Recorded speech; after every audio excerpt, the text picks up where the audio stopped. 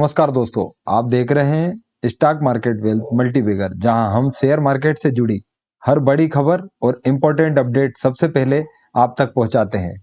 आज हम बात करेंगे उन कंपनियों के क्वार्टर वन एफआई 2025-26 के कमजोर नतीजों के बारे में, जिनके कारण मार्केट में हलचल मची हुई है। इस वीडियो को ध्यान से देखिए ताकि आप जान सकें कि किन स्टॉक में आपको अलर्ट रहना है।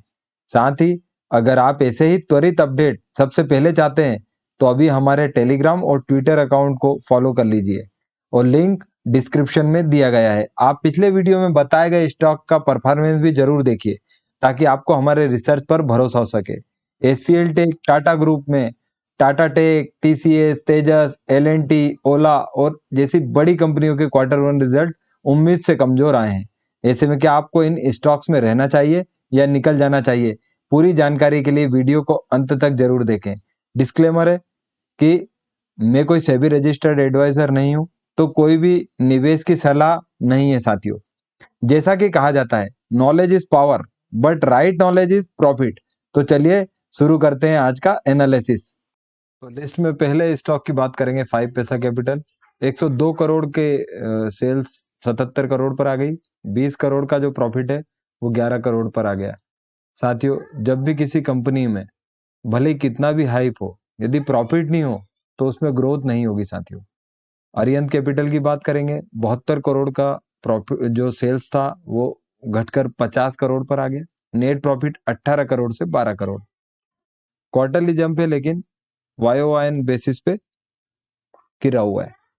एवेन्यू सुपरमार्ट की बात करेंगे, डीमार्ट 14,069 करोड़ का जो सेल्स था वो 16,360, मतलब 16% का इनके सेल्स में बढ़ोतरी हुआ है। यदि हम क्वार्टर की बात करें तो क्वार्टरली भी बढ़ा है। 774 करोड़ का पिछले साल का जो प्रॉफिट था वो इस साल घटकर 773 करोड़, मतलब फ्लैट रहा। और यदि हम क्वार्टर ऑन क्वार्टर बेसिस पे बात करेंगे तो वहां जरूर बढ़ोतरी है। लेकिन साथियों, आपको हर साल प्रॉफिट करना होगा, भले ही आप 2,67,669 करोड़ की कंपनी हो, क्योंकि एक बड़ी कंपनी को अपने प्रॉफिट को उस लेवल तक लाना बहुत बड़ा वो रहता है। अब हम बात करेंगे आईसीआईसीआई सिक्योरिटी की। आईसीआईसीआई सिक्योरिटी जो है 1641 करोड़ का जो सेल्स था वो घटकर 1409 हो गया। क्वार्टरली हल्का सा जंप मान सकते हैं, लेकिन वाईओवाई बेसिस पे गिरा है साथियों।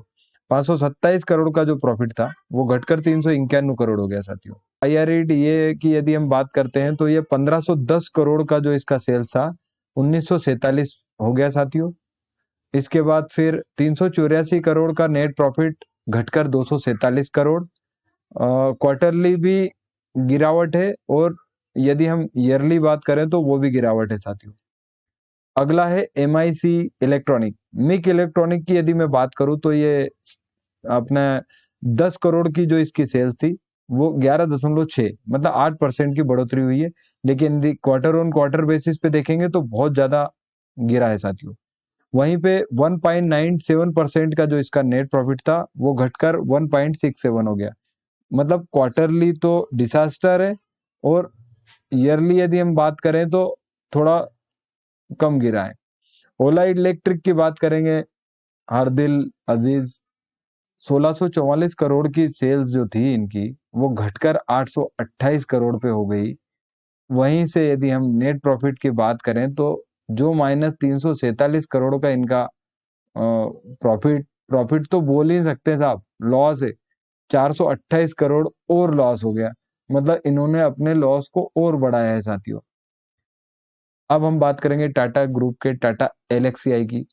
टाटा एलेक्सी की यदि हम बात करें तो इस पे भी आपको न्यूज बेस्ड काफी जानकारियां मिलती हैं कि टाटा एलेक्सी एआई में ऐसा करेगा वैसा करेगा। 926 करोड़ की सेल्स 892 करोड़ पे हो गई साथियों। क्वार्टरली गिरावट, ईयरली गिरावट। नेट प्रॉफिट 184 करोड़ से 144 करोड़ पे आ गया। मतलब क्वार्टरली और ईयरली दोनों ही टाटा एलेक्सी का जो रिजल्ट है वो अच्छा नहीं आया साथियों। टाटा टेक्नोलॉजी की बात करेंगे, इस पे भी काफी हाइप आपने देखी। 1269 करोड़ का जो सेल्स था वो 1244 पे हो गया। मतलब क्वार्टरली और ईयरली दोनों प्रकार से इसका सेल्स गिरा। नेट प्रॉफिट की बात करें तो 162 करोड़ का नेट प्रॉफिट 170 करोड़ पे आया, हल्का सा 5% नेट प्रॉफिट बढ़ा है, पर क्वार्टरली इसमें गिरावट है साथियों, 189 से 170 करोड़ हुआ है। अब आप सब्सक्राइब करिए साथियों। टीसीएस की यदि हम बात करते हैं तो 62,613 करोड़ का जो इनका सेल्स था वो 63,437 करोड़ पे आया, और 12,105 करोड़ का नेट प्रॉफिट बढ़कर 12,819, मतलब 6%। यदि 10% से कम की ग्रोथ है तो कंपनी, हालांकि कंपनी यदि आप देखेंगे तो 11,73,255 करोड़ की कंपनी है। ये अपने आप में हमारे निफ्टी 50 के बड़ी जो कंपनी है उनमें से एक है साथियों।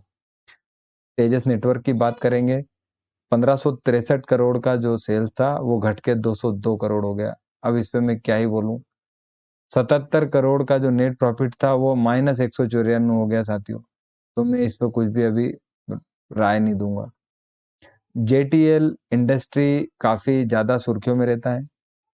इसको भी यदि हम बात करें तो पेनी स्टॉक की गिनती में वैसे तो नहीं गिना जाना चाहिए, 3,121 करोड़ की कंपनी है, लेकिन न्यूज बेस्ड बहुत ज्यादा इसमें उथल पुथल रहती है। मेरे एएसएम के वीडियो में भी आपको इसके बारे में मैं बताऊंगा साथियों। सेल्स 516 से घट के 504 हो गई। यदि हम बात करें इसके नेट प्रॉफिट की तो 30 करोड़ का जो इसका नेट प्रॉफिट था वो घट के साथियों कितना हो गया, तो वो घट के हो गया 30 करोड़ के नेट प्रॉफिट घटकर हो गया 15.9 करोड़। अब हम बात करेंगे एल&टी टेक्नोलॉजी। उसके पहले सभी से रिक्वेस्ट है साथियों, सब्सक्राइब करें।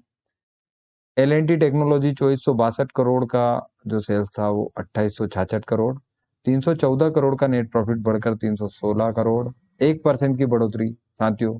इतने से क्या ही होता है, मुझे तो नहीं समझ में आ रहा। ये थे वो स्टॉक्स जिनके कमजोर रिजल्ट्स ने मार्केट को थोड़ा परेशान कर दिया है।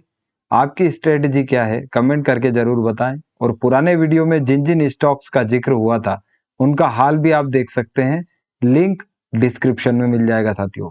अगर आपको ये अपडेट्स मददगार लगते हैं तो अभी चैनल को सब्सक्राइब कर दीजिए, बेल आइकन दबाना ना भूलें, ताकि अगली बार आपको एएसएम लिस्ट, बोनस स्प्लिट या अन्य किसी भी कारपोरेट न्यूज की त्वरित जानकारी तुरंत मिल सके।